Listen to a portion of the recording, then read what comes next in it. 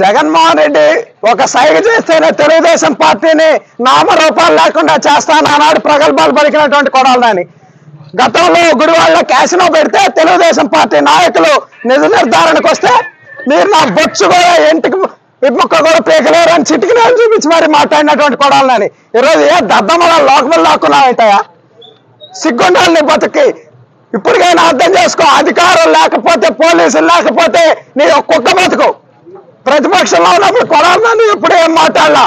అధికారంలోకి వచ్చాక అధికారం బలుపుతో అధికారం మదంతో మాట్లాడి ఇవన్నీ కూడా ప్రభుత్వం ఉన్నాం. 2021లో కొడాలని సవాల్ ఇసిరాడు.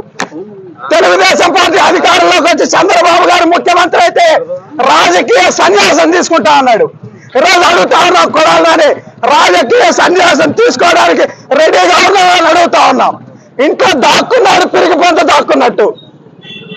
గుడివాడ ప్రజలు భారీ మెజార్టీతో తెలుగుదేశం పార్టీని గెలిపించారంటే అది నీ మీద ప్రజలకు ఉన్నటువంటి ఒక చేత్కారం అని ఈ సందర్భంగా తెలియజేస్తా ఉన్నాం. ఈ రోజు కొడాలని చెప్తా ఉన్నాం, ఇది ట్రైలర్ మాత్రమే. సినిమా ముందున్న రాజా లోకేష్ గారి ఆధ్వర్యంలో మళ్ళీ అంకుశ సినిమా తీపోతా ఉన్నారు.